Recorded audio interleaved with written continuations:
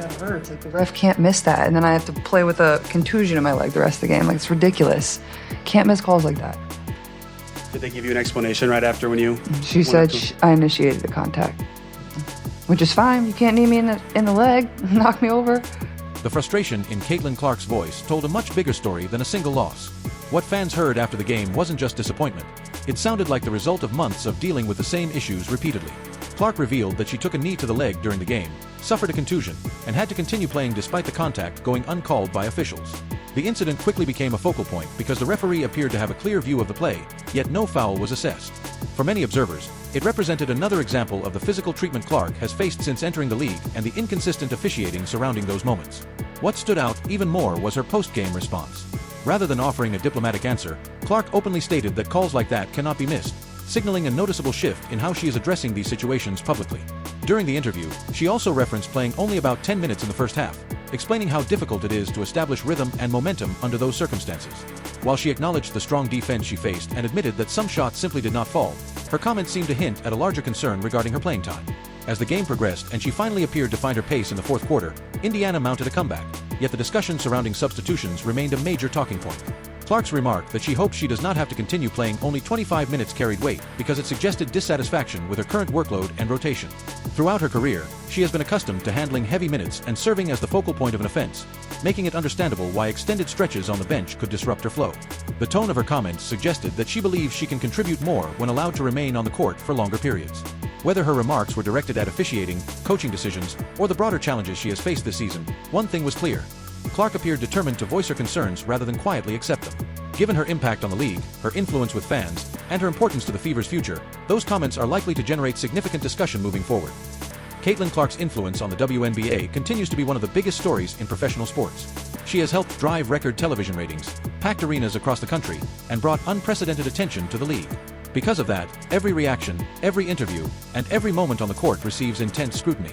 Following the controversial play involving contact to her leg, the conversation quickly shifted from the missed call itself to Clark's reaction toward the officials. Some analysts argued that her frustration crossed a line and warranted a technical foul, while others believed her response was understandable given the circumstances. The debate highlighted just how polarizing Clark has become. On one side, critics focused on her animated exchange with the referee, arguing that players must maintain composure regardless of the situation. On the other side, supporters pointed out that frustration tends to build when a player feels repeated physical contact is not being consistently addressed. For them, the reaction was less about a single play and more about months of accumulated frustration. What makes the situation noteworthy is the broader context surrounding Clark's season. Since entering the league, she has often found herself at the center of highly physical games, and many fans have questioned whether officials are consistently protecting players during those moments. Whether those concerns are fully justified or not, the perception exists, and perceptions often shape public discussions. As a result, when Clark expressed frustration after another hard collision, many viewed it as the boiling point of a larger issue rather than an isolated incident. Her supporters argue that she has attempted to handle these situations quietly in the past, only to see similar plays continue to occur. Critics counter that frustration does not excuse confrontational behavior toward officials. The reality likely falls somewhere in between, which is why the discussion has generated so much attention. At the same time, another storyline emerged from her post-game comments: playing time. Clark openly referenced the difficulty of finding rhythm after logging only limited minutes in the first half, and her remarks suggested that she would prefer a larger workload. For a player who built her reputation by carrying a significant offensive responsibility throughout her college career, frequent interruptions and minute restrictions can naturally affect timing, confidence, and overall flow.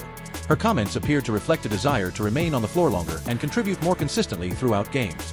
While coaches often make such decisions with long-term health and performance in mind, elite competitors frequently want every opportunity to impact the outcome.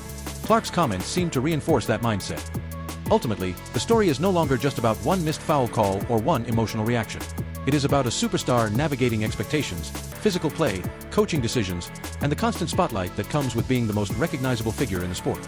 Every comment she makes becomes a headline, every disagreement becomes a debate, and every performance is analyzed from every possible angle.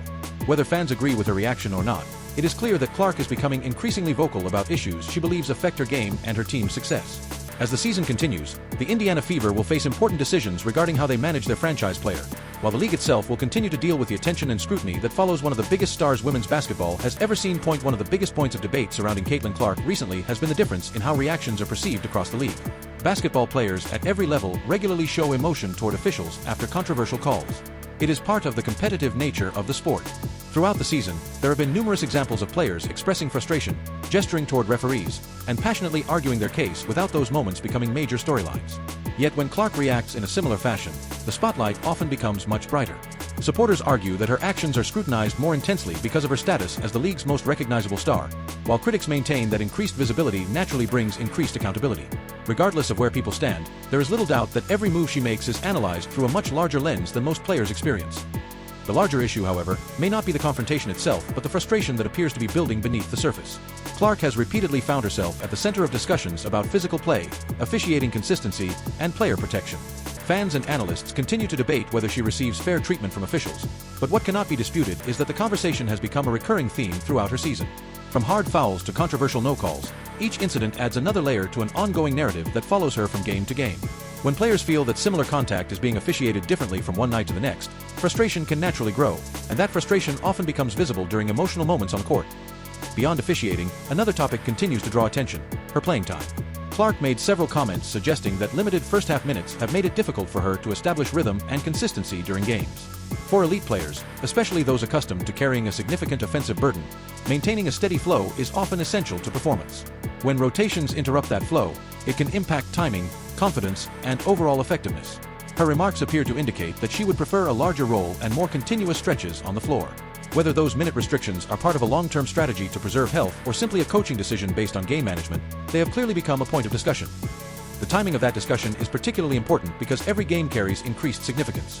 Teams are competing for playoff positioning, postseason success, and long-term development. In situations like these, fans naturally question whether star players should be given more opportunities to influence the outcome. Supporters of Clark argue that the team is at its best when she is on the floor directing the offense and creating opportunities for teammates. Others believe careful workload management remains important, particularly over the course of a demanding season. Both viewpoints have merit, which is why the topic continues to generate debate among analysts and fans alike. Ultimately, what stands out most is that Clark appears increasingly willing to express her opinions publicly. Earlier in her career, her comments were often measured and diplomatic, focused primarily on team success and respect for opponents. Recently, however, there seems to be a greater willingness to address concerns directly, whether those concerns involve officiating, physical play, or how she is being utilized. That shift does not necessarily indicate conflict, but it does suggest a player becoming more vocal about what she believes will help her team succeed. As one of the most influential athletes in women's basketball, her words carry significant weight, and every comment contributes to larger conversations about the direction of the league, player treatment, and the future of one of the sport's brightest stars. Maybe the frustration comes from close losses. Maybe it comes from the physical nature of the game. Or maybe it's simply the pressure that comes with carrying enormous expectations every single night. Whatever the reason, one thing is becoming increasingly clear: Caitlin Clark is no longer keeping those frustrations to herself. And that's significant because Clark occupies a unique position in professional basketball. She's not simply an important player for the Indiana Fever, she's one of the most influential athletes in the entire sport. Her arrival has transformed attendance figures, boosted television ratings, increased merchandise sales, and introduced a new generation of fans to women's basketball. The Fever organization understands her importance. The league understands it. Fans understand it. That's why every public comment she makes carries weight far beyond a typical post-game interview. That doesn't mean dramatic changes are around the corner. There's no indication that Clark wants out of Indiana or that she's looking to create conflict within the organization. What it does mean is that her concerns deserve attention. When a franchise player repeatedly references playing time, rhythm, or issues impacting her performance, those comments shouldn't be dismissed as emotional reactions in the heat of the moment. They should be viewed as feedback from the person expected to lead the organization into the future. If Clark believes she performs best with more consistent minutes, that's a conversation worth having. If she feels certain situations on the court are affecting her ability to succeed, that's something the coaching staff and front office should evaluate carefully. The discussion surrounding minute restrictions is particularly fascinating because it highlights a potential difference in philosophy. Coaches often prioritize long-term health, workload management, and maintaining fresh legs throughout a demanding season. From that perspective, carefully monitoring minutes can be a smart strategy. At the same time, some elite players thrive on extended playing time. They build rhythm through repetition, find confidence through continuous involvement, and perform best when allowed to stay engaged for long stretches. Clark built her reputation playing heavy minutes and carrying major responsibilities. That's the environment where she became one of the most accomplished players in college basketball history. Naturally, adjusting to a different approach may take time, and it's understandable why she would have strong opinions about what allows her to perform at her highest level. Finding the right balance won't be easy. There are valid arguments on both sides. Protecting players from burnout matters. Maintaining health throughout a long season matters. But maximizing the impact of your best player matters too. The challenge for Indiana is determining where that balance should exist. Perhaps that means gradually increasing her workload. Perhaps it means adjusting substitution patterns to keep her on the floor during critical stretches. Or perhaps it simply requires more communication between player and coaching staff so expectations remain aligned. Whatever the solution may be, it's clear that the topic has become an important one. The officiating conversation presents a different challenge entirely. Teams can voice concerns, submit plays for review, and communicate with league officials, but they cannot control how games are called. Missed calls happen in every sport. Human error is part of competition. However, organizations can control how they support their players when frustrations arise. Players want to know that their concerns are being heard and taken seriously. They want confidence that their team is advocating for them behind the scenes. That kind of support can make a significant difference, particularly during difficult stretches of a season. What makes this moment especially interesting is that it may represent another stage in Clark's development as a professional athlete. Since arriving in the WNBA, she has operated under an extraordinary spotlight. Every performance is analyzed. Every quote becomes a headline. Every visible emotion sparks debate across television, social media, and sports talk shows. Despite that pressure, she has generally remained composed, focused on team success, and careful with her public comments. Recently, however, there appears to be a growing willingness to speak more openly about issues she believes affect winning. That isn't necessarily a negative development. In many cases, great leaders become more vocal as they gain experience and confidence within an organization. The Fever now face the challenge of making sure that communication remains productive.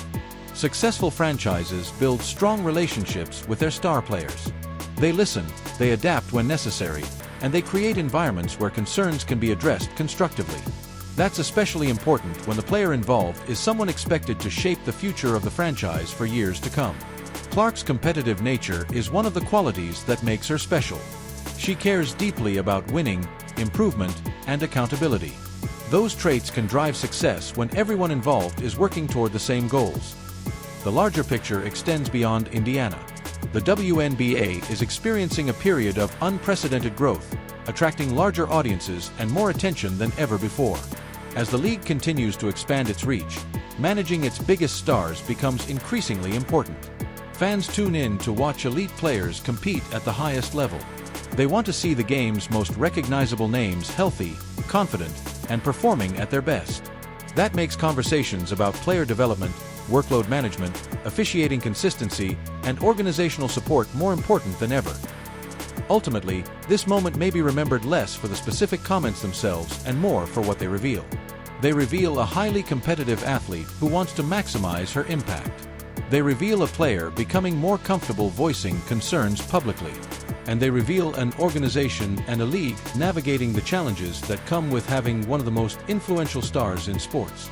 The season will continue, more games will be played, and new storylines will emerge. But the questions raised by these comments will remain worth watching. How will Indiana respond? Will adjustments be made? Will Clark's role continue to evolve?